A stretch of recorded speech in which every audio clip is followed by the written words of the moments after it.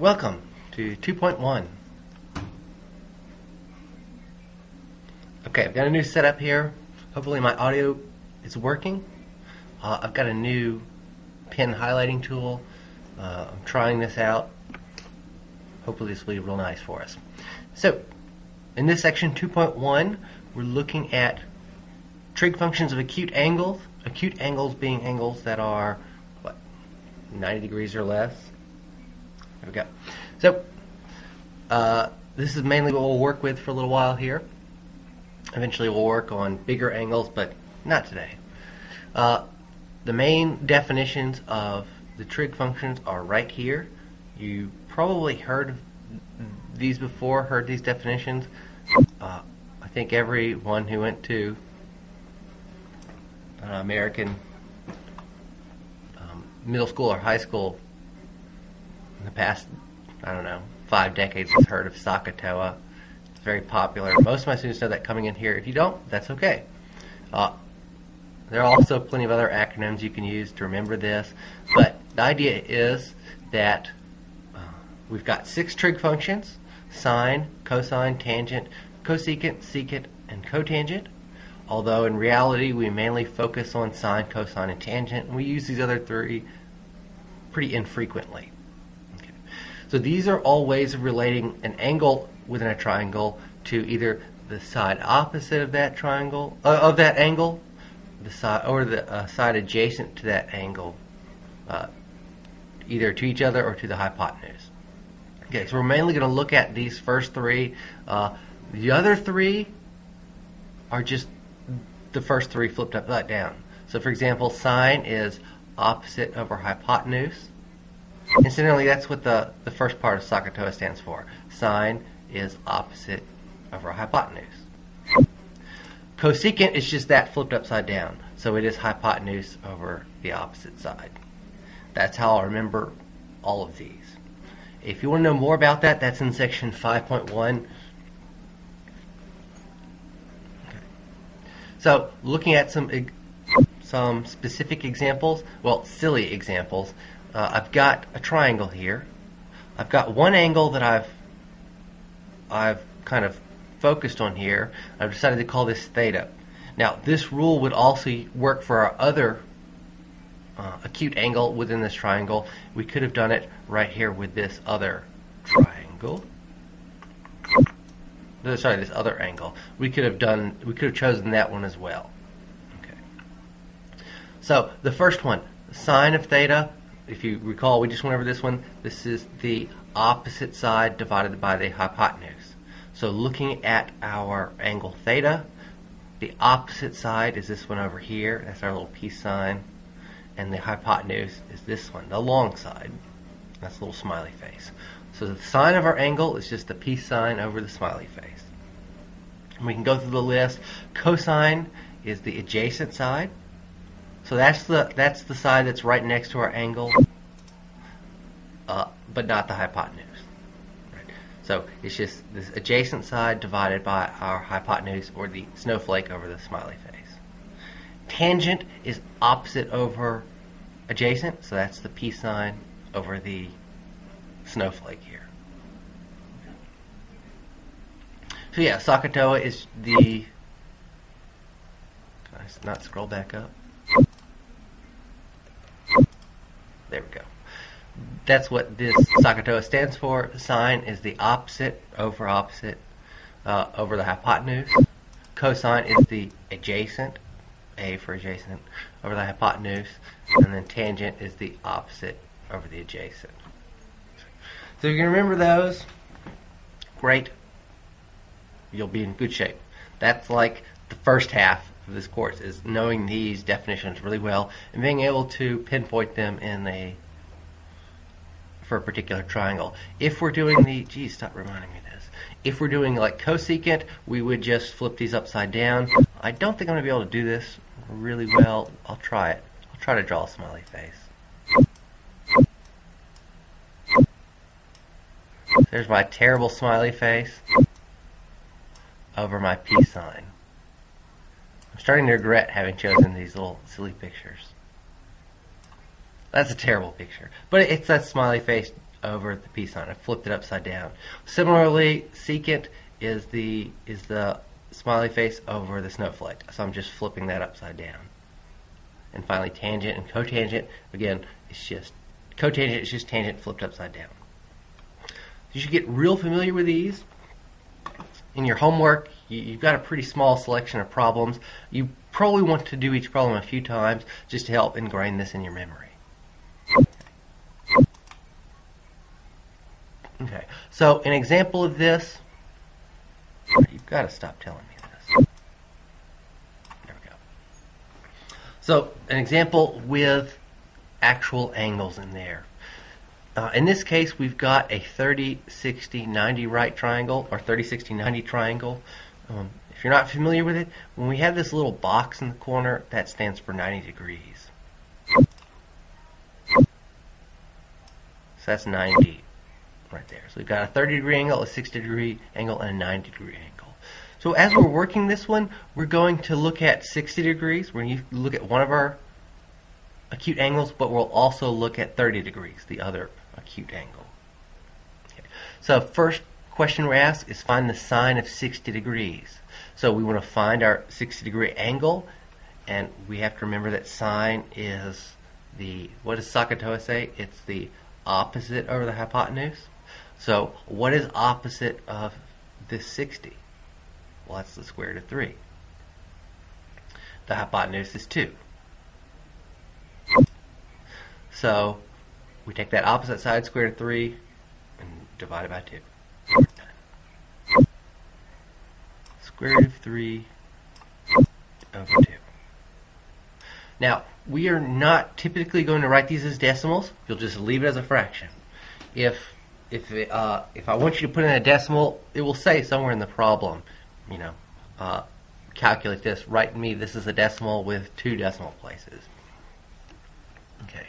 Cosine is adjacent over hypotenuse. So adjacent to 60 degrees is 1. The hypotenuse is 2. So that is 1 over 2.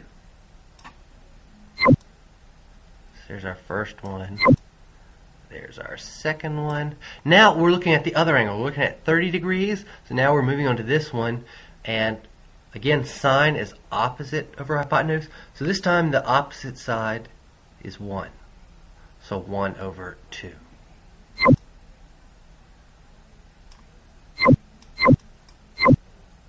You notice that sine of 30 is the same as cosine of 60. We'll actually come back to that later in this video.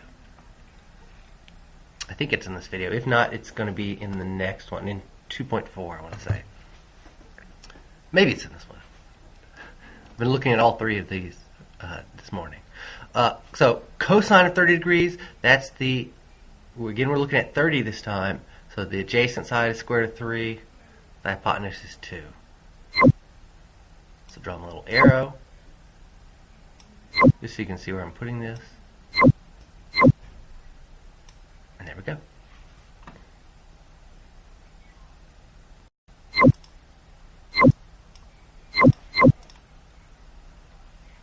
Oh my gosh. I'm going to go buy this one, I guess. I like it. I like this pointer. I don't like being reminded. I need to get the full version. So I guess I need to get the full version. Okay, same idea for a 45, 45, 90 triangle. So this time both angles are 45, which makes things really nice. That means the opposite and the adjacent side are both 1 in our case. That'll make all of our definitions very similar. So 45, sine of 45, that's the opposite over the hypotenuse, which is 1 over the square root of 2. Okay. Now, I'm not a big stickler for this. It's probably something good to know because a lot of other math classes will want you to do this. But if you're not familiar with this, it's something you may want to look at, rationalizing a fraction like this. In general, some mathematicians, some engineers and what have you don't like leaving the radical in the bottom, and if you remember from your algebra course, this isn't too difficult to do. With a square root, we just move that square root to the top, and whatever number was underneath that stays down on bottom. So it's kind of your shortcut method to this. Again, I'm not a big stickler for this, but a lot of times people want to see we call this the rationalized version. Okay. Cosine of 45 degrees. Well, cosine is adjacent over hypotenuse, but again, it's the same numbers. So these are both the same. They're both 1 over the square root of 2. So I'll just draw a little arrow there. It's the same thing. 45-degree angles are really nice because of that. Okay. So the great thing is about these two triangles is this is kind of the basis for this class. These definitions are great. We'll apply them to other angles, but really 30, 45, and 60, these are kind of like the bread and butter of trig. These are kind of the angles that everyone references. They get used just a ton. So I've got a table here of the values of these for sine. I've got the sine of 30, the sine of 45, the sine of 60, and then similarly for cosine, tangent, etc. And I'll show you a great way to construct this table later on in this video. You may already notice the pattern. 1 over 2, square root of 2 over 2, square root of 3 over 2, etc.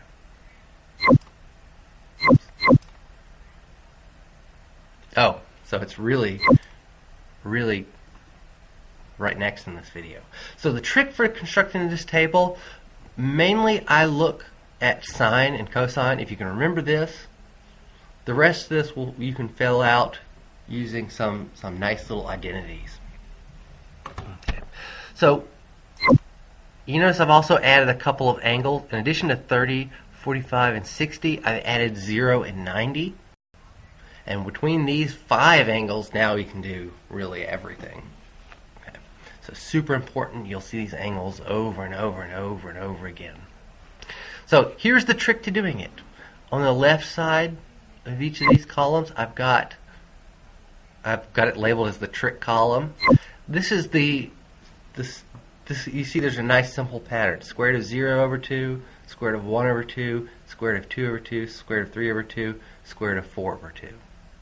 So nice simple pattern. I just go from 0 to 4, take the square root of those, and divide by 2.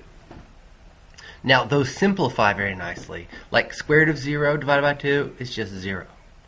Square root of 1 is just 1. So that becomes 1/2. Square root of 2 over 2 doesn't simplify. Square root of 3 over 2 doesn't simplify. Square root of 4 over 2 does simplify. So these simplified versions are the ones you'll see over and over. This is how I get to them. You know, I either write down this table. If I'm doing a bunch of trig problems, I'm going to write down this table. Otherwise, I just kind of mentally go through in my head. Okay, sine goes from 0 to 4, so that's square root of 0, square root of 1 over 2, square root, whatever. I just go down the list in my head. How does cosine work?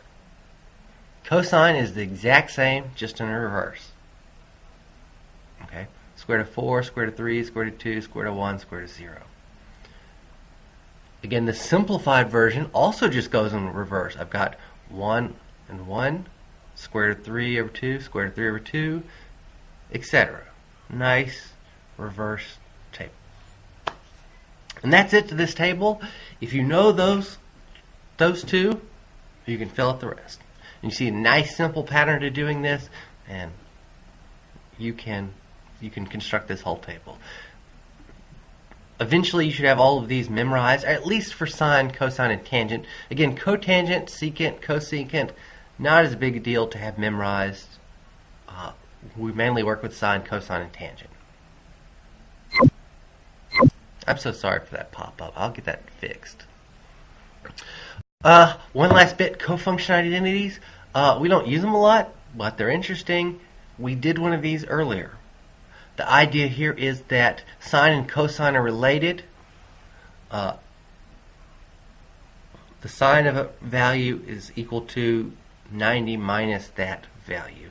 These are called, oh gosh, what is the word for this? Complementary angles, angles that add up to 90 degrees. So if you have two angles that add up to 90 degrees, the sine of one angle is equal to the cosine of the other. So we did one of these earlier. We looked at 30 and 60 degrees. Let me scroll back up. It's gone now.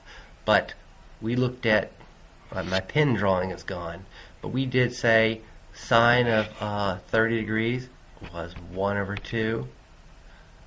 The cosine of 60 degrees, again, that's our adjacent side. So that's, again, 1 over 2.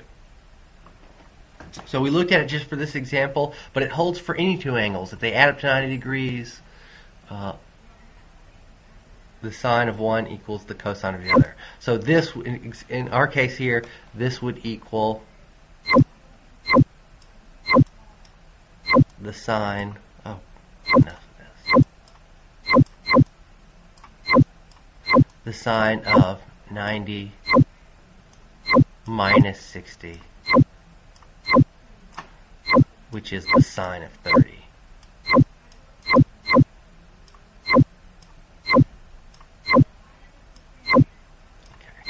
Let me think to my mental list. The sine of 30 is 0, 1. It's 1 over 2.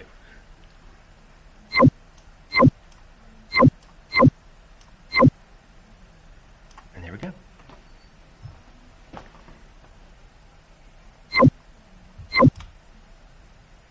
Okay, so that's it for 2.1.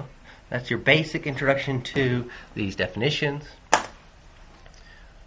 And our standard table of values. We use these two things essentially every class, and you'll need to memorize them both.